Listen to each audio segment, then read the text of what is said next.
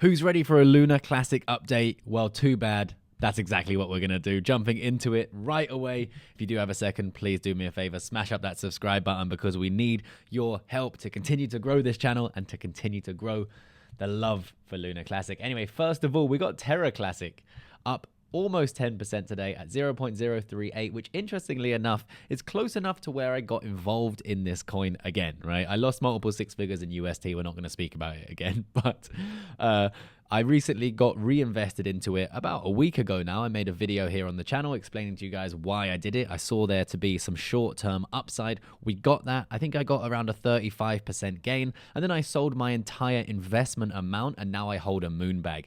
Smash up the like button or leave me a comment down there in the comment section if you managed to do something similar. But right now we are seeing some nice moves. So now every time Lunar Classic, UST Classic goes up, happy days for me. Or if it goes down, it still doesn't really matter because it's totally a free bet now for me.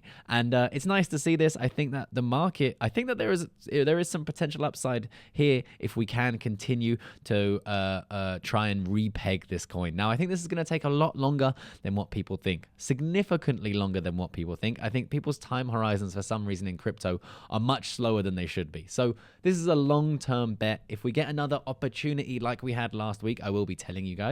I'll probably jump in again and try and accumulate more USTC Classic, but I'll keep you updated. But today we are up almost 10% with the overall cryptocurrency market actually down. So that's actually a good thing. Now, Lunar Classic itself also up 1%, going against the grain, against the whole cryptocurrency market. Again, nice to see. We do have a decrease in volume again, 15%. And of course, we have the new proposal for the 0.2% tax burn coming in. And again, I think people might think this is going to affect the volume. It's not going to affect the volume. I don't think it's going to affect the volume at all because remember, the volume mostly comes from our centralized exchanges, not from the on-chain. Now, with that said, it's quite interesting to see so many... Is it here? Yeah, so many exchanges coming in and jumping in and trying to claim basically like they're supporting this new burn and they're supporting Lunar Classic. We've seen this from KuCoin. We're seeing this from a bunch of different exchanges. They're not supporting nothing. They're not doing nothing that they don't have to do. It's an on-chain burn. They can't not charge a 0.2% tax when you move your stuff on-chain onto the exchange or off the exchange. It happens anyway. So don't get sucked in by all of these posts saying that they're supporting us because they're just doing what they have to do anyway. With that said, we do have Google Trends continuing to significantly trend downwards, right? How we can help this? Simply like, comment, share, retweet on Twitter, talk about Lunar Classic, search for it on Google, on YouTube. All of that stuff really will help the community and will help Google Trends head back upwards. Now, that's not going to make a huge difference just doing that, but we can get the ball rolling and continue that ball rolling. The snowball effect is what we're looking for. Now, on top of that, we have Binance's Burn sitting here at number 1. Recently, if you guys didn't know, we had the Binance Burn. Some people were a little bit disappointed in the amount that they burnt. We got $650,000 worth of a Lunar Classic burn, around 2.5 billion. This has been steadily going down over the last 3 weeks. The first one was the biggest, of course, and now simply this one wasn't that big, but $650,000 for free, I still think is good. And speaking about burns, you can support the burn. Of course, it's going down, but you can do your part to increase the volume by signing up to Binance down there in the description. You can get up to $100 USDT in trading fees just by signing up down there. And then you can use those trading fees to trade Lunar Classic both on the spot market and the futures market and hopefully make some gains, but adding to that volume, which will be helping us in the long run. And what's the reason? It's because the volume is decreasing. Less and less people are trading. And what is this? Because the hype is just dissipating a little bit. This is what happens. And this is the key to crypto, right? Get involved here.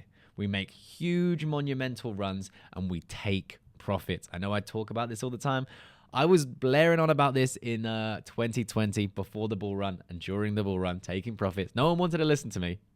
And I'm still going to talk about it now when we're back in a bear market.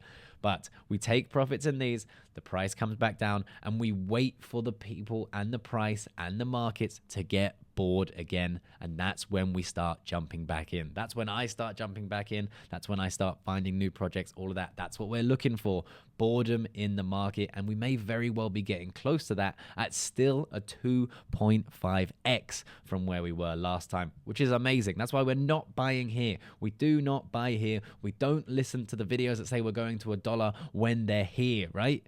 That's not relevant. It could go to $1, very unlikely that it goes to $1, but we don't listen to them when the price is pumping. We want to be paying attention when the market is getting bored, right? That's all it is. Now, we have an interesting piece of news here. Retail investors become vigilantes in the hunt for crypto's most wanted man. In about 10 days, Kang is flying to Dubai, the capital of crypto-friendly United Arab Emirates, where he believes Kwon is hiding. Finding him could be easier than thought. He's a 26-year-old software engineer that belongs to the UST group, an association of nearly 4,400 crypto investors trying to track down Kwon, who is wanted in South Korea on the charges of financial fraud. We all know why that's happening. And he wants to recruit other people to join the search. There's a 50-50 chance of getting him in Dubai. Now, I must say, I don't know where he's getting a 50-50 chance of getting him in Dubai. Maybe he's never been to Dubai or the United Arab Emirates, but it's not like this small village, right? You can't just walk down the street. Oh, there he is. There he is. Grab him. That's not what's going to happen. If he's hiding out, he's not just going to be walking around in the streets. But hey, all power to you. If you find him, then I'll eat my words. Not much else, though. And moving on from that, I did want to just point out we have a secretly circulating draft crypto build that could be a boon for DeFi. Now, I didn't know what boon meant. Let me know down in the comment section if you know what boon means. But it's good. Boon is a good thing. A boon or two boon, who knows? Boon off is a good thing, right? And it's the Digital Commodities Consumer Protection Act bill that has a little bit of a change of its wording, which could be good, and it could mean that the United States is finally getting their act together when it comes to a little bit more regulation in the space. Now, regulation is a scary thing in crypto. Of course, it can mean downwards action when we're worried that the government is going to stand in our way of making our gains. But in the long term, regulation is going to be a good thing, in my opinion. It means that things like the crash of Luna will be less likely to happen. Of course, they can still happen because we still see it happen in the real world all the time. But just a little bit more regulation lays the groundwork for big institutions to get involved in crypto, which could mean a bigger boom cycle the next time. Could be. Or it could just mean more manipulation happening. We see manipulation in the stocks and shares world all the time. We literally see manipulation everywhere. So it could just mean more manipulation. But that's good to see. I'm liking seeing that now. With that said, we have the DXY also potentially not making a higher high, which is exactly what we want to see here in the market. And Bitcoin still potentially, in my opinion, putting in this double bottom or a W pattern, right? But what we want to see is it to break this neckline of around 24,500 before really getting bullish of a nice about 20% move. Of course, you can make the best of this situation even if we're rejected here, or we make this nice break by trading with leverage. You can do that over on Binance, but only do it if you are an experienced trader. It's only for experienced traders. And with that said, I'll see you guys in the next video.